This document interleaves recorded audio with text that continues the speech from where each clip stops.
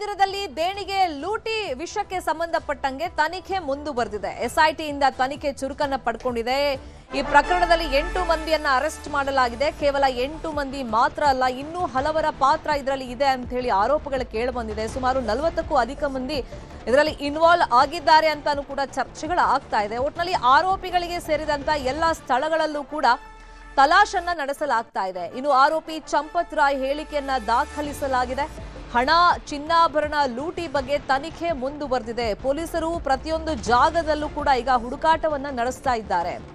ಮತ್ತೆ ಇಲ್ಲಿ ಮೂಟೆಯಲ್ಲಿ ಹಣವನ್ನ ತುಂಬಿಸ್ಕೊಂಡು ಹೋಗ್ತಿರೋದನ್ನ ನೋಡಿದರಂತೆ ಟ್ರಸ್ಟಿಗಳು. ಆದ್ರೆ ಇದನ್ನ ತಕ್ಷಣಕ್ಕೆ ಪೊಲೀಸರ ಗಮನಕ್ಕೆ ಯಾಕೆ ತಂದಿಲ್ಲ, ಪೊಲೀಸರು ಯಾಕೆ ಸೈಲೆಂಟ್ ಆದ್ರು, ಗಮನಕ್ಕೆ ತಂದ್ರು ಕೂಡ ಹೀಗೆ ಹಲವಾರು ಪ್ರಶ್ನೆಗಳಂತೂ ಈ ಪ್ರಕರಣದಲ್ಲಿ ಉದ್ಭವ ಆಗುತ್ತೆ. ಇನ್ನೊಂದು ಕಡೆ ಕಾನೂನು ರೀತಿಯಲ್ಲಿ ಹೋರಾಟ ಯಾವ ತರ ಸಾಗ್ತಾ ಇದೆ ಅಂದ್ರೆ ಸುಪ್ರೀಂ ಕೋರ್ಟ್ ಅಲ್ಲೂ ಕೂಡ ಅಯೋಧ್ಯೆ ಹಗರಣ ಸದ್ದು ಮಾಡಿದೆ. ತ್ವರಿತಗತಿಯಲ್ಲಿ ವಿಚಾರಣೆ ನಡೆಸೋದು ಬೇಡ ಅಂತೇಳಿ ಸುಪ್ರೀಂ ಕೋರ್ಟ್ ಹೇಳಿದೆ.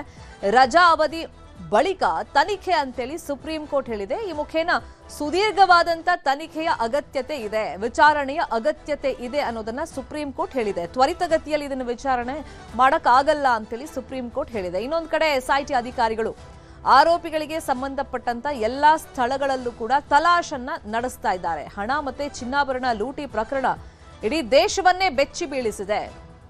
ಅಷ್ಟೊಂದು ಹದ್ದಿನ ಕಣ್ಣಲ್ಲಿ ಇದ್ರೂ ಕೂಡ ಈ ಒಂದು ಜಾಲ ಅಲ್ಲಿ ಯಾವ ತರ ಕೆಲಸ ಮಾಡಿತು, ಅಷ್ಟು CCTVಗಳಿದ್ರೂ ಕೂಡ ಅಲ್ಲಿಂದ ಹಣ ಮತ್ತೆ ಚಿನ್ನಾಭರಣವನ್ನ ಹೆಂಗ್ ಲಪಟಾಯಿಸಿ ತಂದ್ರು ಅಂತ ಹೇಳಿ ಜನ ಪ್ರಶ್ನೆಯನ್ನ ಮಾಡ್ತಾ ಇದ್ದಾರೆ. ಇದೇ ವಿಷಯಕ್ಕೆ ಸಂಬಂಧಪಟ್ಟಂಗೆ ಡೀಟೇಲ್ ಆಗಿ ಇನ್ಫಾರ್ಮೇಶನ್ ಕೊಡ್ತಾ ಹೋದಕ್ಕೆ ನ್ಯೂಸ್ ರೂಮ್ ಇಂದ ನೇರ ಸಂಪರ್ಕದಲ್ಲಿ ಕನೆಕ್ಟ್ ಆಗಿದ್ದಾರೆ ನಮ್ಮ ನ್ಯೂಸ್ ಏಟರ್ ಡಾಕ್ಟರ್ ರಮೇಶ್ ಕುಮಾರ್. ರಮೇಶ್ ಕುಮಾರ್, ದೇಶದಲ್ಲಿ ದೊಡ್ಡ ಸಂಚಲನಕ್ಕೆ ಕಾರಣವಾಗಿದೆ ಅಯೋಧ್ಯೆ ರಾಮ ಮಂದಿರದಲ್ಲಿ ಹಣ ಮತ್ತೆ ಚಿನ್ನಾಭರಣ ಲೂಟಿ ಪ್ರಕರಣ. ಒಂದ್ ಕಡೆ SIT ತನಿಖೆ ಹೆಂಗ್ ನಡೀತಾ ಇದೆ, ಮತ್ತೆ ಸುಪ್ರೀಂ ಕೋರ್ಟ್ ತ್ವರಿತವಾಗಿ ವಿಚಾರಣೆ ಮಾಡಕ್ ಸಾಧ್ಯ ಇಲ್ಲ ಅಂತ ಯಾಕೆ ಹೇಳ್ತು?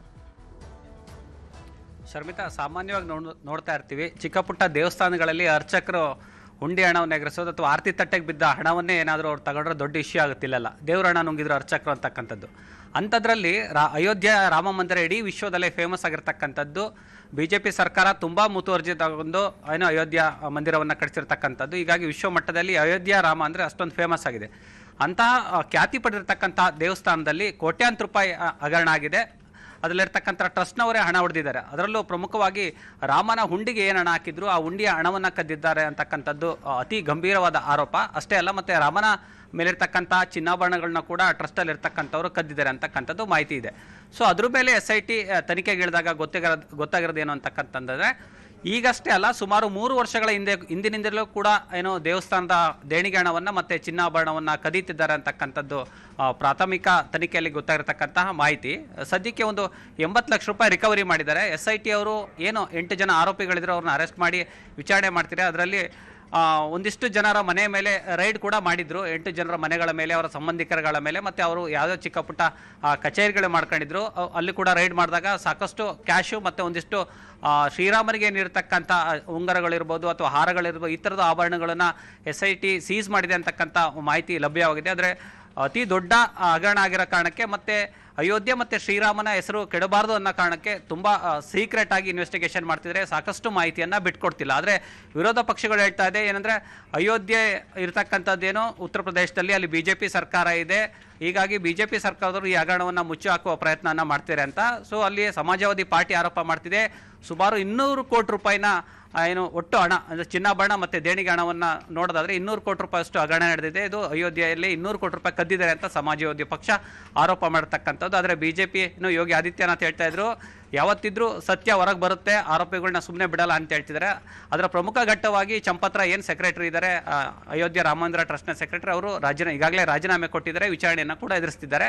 ಇದು ಸುಪ್ರೀಂ ಕೋರ್ಟ್ವರೆಗೂ ಕೂಡ ಹೋಗಿದೆ. ಹಾಗಾಗಿ ಒಂದು ರೀತಿ ಏನಂದರೆ, ಅತಿ ದೊಡ್ಡ ಮುಖಭಂಗ ಅಂದರೆ ಇಲ್ಲಿ BJP ಗೌರ್ಮೆಂಟ್ ಇರೋ ಕಾರಣಕ್ಕೆ ತುಂಬ ಮುತುವರ್ಜಿ ವಹಿಸಿ ರಾಮ ಮಂದಿರವನ್ನು ವಿಶ್ವಮಟ್ಟದಲ್ಲಿ ಖ್ಯಾತಿ ಮಾಡಿರ್ತಕ್ಕಂಥದ್ದು. ಹಾಗಾಗಿ ಇದು ಒಂದು ರೀತಿ ಹೇಗಾಗಿದೆ ಅಂದರೆ, ಈಗ ಸಂಕಟಕ್ಕೀಡಾಗಿದೆ ಒಂದು ರೀತಿ BJP ಸರ್ಕಾರ. ಅಂದರೆ ಆರೋಪಿಗಳು ನೋಡಿ SIT ಫಾರ್ಮ್ ಮಾಡಿದೆ. ವಿರೋಧ ಪಕ್ಷಗಳು ಕಾಂಗ್ರೆಸ್ ಅಥವಾ ಸಮಾಜವಾದಿ ಪಾರ್ಟಿಗಳು ಕೇಳ್ತಾ ಇದ್ದಾರೆ, ಉನ್ನತ ಮಟ್ಟದ ತನಿಖೆ ಆಗಬೇಕು, CBI ಮಟ್ಟಕ್ಕೆ ತನಿಖೆ ಹೋಗ್ಬೇಕು, ಇದನ್ನು ಯಾರ್ಯಾರು ಎಷ್ಟೆಷ್ಟು ಕೋಟಿ ದುಡ್ಡು ನುಂಗಿದ್ರೆ ಅದೆಲ್ಲ ಸತ್ಯ ಹೊರ ಬರಬೇಕು ಅಂತ ಹೇಳ್ತಿದ್ದಾರೆ. ಸ್ವಲ್ಪ ನಾವು 2021 ಗಮನಿಸೋದಾದರೆ ಶರ್ಮಿತಾ, ಅಯೋಧ್ಯೆಗೆ ಏನು ಭೂಮಿಯನ್ನ ಕೊಂಡ್ಕೊಂಡ್ರು ಅಲ್ಲೂ ಕೂಡ ಹಗರಣ ಆಗಿದೆ ಅಂತಕ್ಕಂಥದ್ದು ಮೇಲ್ನೋಟಕ್ಕೆ ಈಗ ಗೊತ್ತಾಗ್ತದೆ. ಏನಂದ್ರೆ ಅವಾಗ ಅಯೋಧ್ಯೆಯ ಭೂಮಿ ಏನಿತ್ತು, ರಾಮಮಂದಿರದ ಭೂಮಿ ಸುತ್ತಮುತ್ತ ಒಂದಿಷ್ಟು ಎಕ್ಸ್ಟ್ರಾ ಭೂಮಿ ಬೇಕಾಯಿತು, ಅದು ಕೇವಲ 2 ಕೋಟಿ ರೂಪಾಯಿಗೆ ಸಿಗ್ತಾ ಇತ್ತು. ಅಂತ ಟೈಮಲ್ಲಿ ಇವರು 16 ರಿಂದ 18 ಕೋಟಿ ರೂಪಾಯಿನ ಕೊಟ್ಟು ತಗೊಂಡಿದ್ದಾರೆ. ಅಂದ್ರೆ ತಪ್ಪು ಲೆಕ್ಕ ತೋರಿಸಿದ್ದಾರೆ. 2 ಕೋಟಿ ರೂಪಾಯಿ ಭೂಮಿಗೆ ಇವರು 16 ರಿಂದ 18 ಕೋಟಿ ರೂಪಾಯಿ ಲೆಕ್ಕ ತೋರಿಸಿ ಆ ದುಡ್ಡನ್ನು ಕೂಡ ನುಂಗಿದ್ರೆ ಅಂತಕ್ಕಂಥದ್ದು SIT ತನಿಖೆಯಲ್ಲಿ ಮೇಲ್ನೋಟಕ್ಕೆ ಏನು ಟ್ರಸ್ಟ್ನವರು ಸದಸ್ಯರಿದ್ರೆ ಅವರಿಂದ ಮಾಹಿತಿ ಒಂದಿಷ್ಟು ಹೊರ ಬರ್ತಾ ಇದೆ ಶರ್ಮಿತಾ. ಫೈನ್. ಅಂದ್ರೆ ಡಾಕ್ಟರ್ ರಮೇಶ್ ಕುಮಾರ್, ಇವಾಗ ಆರೋಪಗಳು ಕೇಳಿ ಬರ್ತಿರೋದು ಕೋಟಿ ಮೊತ್ತದಲ್ಲಿ ಈಗ ಹಣ ಚಿನ್ನಾಭರಣ ದೋಚಿದ್ದಾರೆ. ಅದು ಎಕ್ಸಾಕ್ಟ್ ನಂಬರ್ ಇವಾಗ ಅಧಿಕೃತವಾಗಿ ಗೊತ್ತಾಗದೇ ಇದ್ರು ಕೂಡ ಇದು ರಾಮ ಮಂದಿರ ಉದ್ಘಾಟನೆ ಆಯ್ತಲ್ಲ ಅವಾಗಿಂದ ನಡೆದಿರುವಂತ ಹಗರಣ ಅಲ್ಲ. ಈ ಜಾಲ ಅದಕ್ಕೂ ಮುಂಚೆ ಟ್ರಸ್ಟ್ಗೆ ಅಥವಾ ದೇಣಿಗೆ ರೂಪದಲ್ಲಿ ಹಣ ಬರ್ತಾ ಇತ್ತಲ್ಲ, ಅದಕ್ಕೆ ರಸೀದಿಗಳನ್ನ ಕೊಟ್ಟಿಲ್ಲ. ಬಹಳ ದೊಡ್ಡ ಹಗರಣ ಸಾಕಷ್ಟು ವರ್ಷಗಳಿಂದಲೇ ನಡೀತಾ ಇದೆ ಅಂತೇಳಿ. ಹಾಗಾಗಿ ಹಿಂದಿನ ಪ್ರಕರಣಗಳ ತನಿಖೆ ಹಾದಿ ಶರ್ಮಿತಾ, ಸಾಕಷ್ಟು ಕಡೆ ಏನು ಮಾಡ್ತೀವಿ ನೋಡಿ, ಈಗ ಅನ್ನದಾನಕ್ಕೆ ಅಂತ ಹೋಗ್ತೀವಿ, ಎಲ್ಲಾದ್ರೂ ಒಂದು ದೇವಸ್ಥಾನದಲ್ಲಿ ಪ್ರಸಾದನೆ ಸೇವನೆ ಮಾಡ್ತೀವಿ, ಅಲ್ಲಿ ಪ್ರಸಾದದ ಕೌಂಟ್ರಲ್ಲಿ ಒಂದಿಷ್ಟು ರೆಸಿಪ್ಟ್ ಕೊಡ್ತಾ ಇರ್ತಾರೆ, ಅನ್ನದಾನಕ್ಕೆ ಒಂದಿಷ್ಟು ಸೇವೆ ಮಾಡಿ ಅಂತ. ಸಾಮಾನ್ಯವಾಗಿ ನೀವು ಯಾವ್ದಾರ ದೇವಸ್ಥಾನದಲ್ಲಿ ಊಟ ಮಾಡಿದ್ರೆ ನಾವು ಒಂದು 500 ರೂಪಾಯಿನೋ 100 ರೂಪಾಯಿನೋ ರೆಸಿಪ್ಟ್ ಬರೆಸ್ತೀವಿ, ಅಂದ್ರೆ ಅನ್ನದಾನಕ್ಕೆ ನಾವು ಕೊಡುಗೆ ಕೊಟ್ಟಿದ್ವಿ ಅಂತಕ್ಕಂಥದ್ದು. ಅಂಥದ್ರಲ್ಲಿ ಅಯೋಧ್ಯ ರಾಮ ಮಂದಿರಕ್ಕೆ ಕೋಟ್ಯಾಧೀಶರು ಹೋಗ್ತಾರೆ, ಬಿಲಿಯನ್ಗಳು ಹೋಗ್ತಾರೆ, ಸಾಕಷ್ಟು ಶ್ರೀಮಂತರು ಹೋಗ್ತಾರೆ, ಬಾಲಿವುಡ್ ಸ್ಟಾರ್ಸ್ ಹೋಗ್ತಾರೆ. ಇಂಥ ಸ್ಟಾರ್ಸ್ಗಳು ಹೋದಾಗ ಎಷ್ಟರ ಮಟ್ಟಿಗೆ ಅವರು ಕ್ಯಾಶ್ ರೂಪದಲ್ಲಿ ಹಣವನ್ನು ಕೊಡ್ಬೋದು, ಅದೆಲ್ಲ ಡಿಜಿಟಲ್ ಇರಲ್ಲ, ಒಂದಿಷ್ಟು ರೆಸಿಪ್ಟ್ ಕೊಡ್ತಾರೆ. ಕೆಲವು ಕಡೆ ಅಬ್ಸರ್ವ್ ಮಾಡಿ ಬರೋದು 2 ರೆಸಿಪ್ಟ್ ಇಟ್ಟಿರ್ತಾರೆ. ಅಂದ್ರೆ ಅಕೌಂಟ್ ಬರೆಯೋನು ಒಂದು ಪಿಂಕ್ ಕಲರ್ ರೆಸಿಪ್ಟ್ ಮತ್ತೆ ವೈಟ್ ಕಲರ್ ರೆಸಿಪ್ಟ್. ನಾನು ನೋಡ್ದಂಗೆ ಸುಮಾರು ದೇವಸ್ಥಾನಗಳಲ್ಲಿ 2 ರೆಸಿಪ್ಟ್ ಬುಕ್ ಇಟ್ಕೊಂಡಿರ್ತಾರೆ.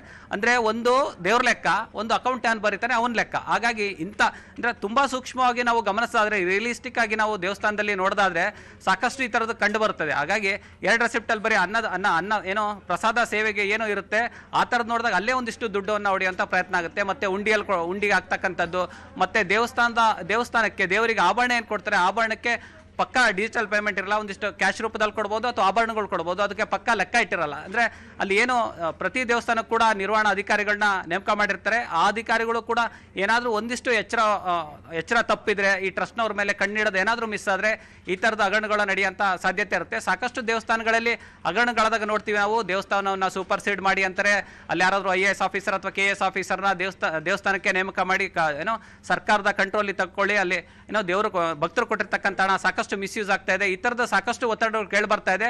ಸೊ ಅಯೋಧ್ಯ ರಾಮ ಮಂದಿರದ ವಿಚಾರದಲ್ಲೂ ಕೂಡ ಇಂಥದೇ ಒತ್ತಡಗಳು ಕೇಳಿ ಬರ್ತಾ ಇದೆ ಪ್ರತಿಪಕ್ಷಗಳಿಂದ. ಇದಕ್ಕೆ ಬಿಜೆಪಿ ಗೌರ್ಮೆಂಟ್ ಯಾವ ರೀತಿ ಮುಂದಿನ ದಿನಗಳಲ್ಲಿ ಕ್ರಮ ಕೈಗೊಳ್ಳುತ್ತೆ ನೋಡ್ಬೇಕು ಶರ್ಮಿತಾ. ಫಾಲೋ ಅಪ್ ಮಾಡೋ ಸುದ್ದಿ. Thank you doctor Ramesh Kumar.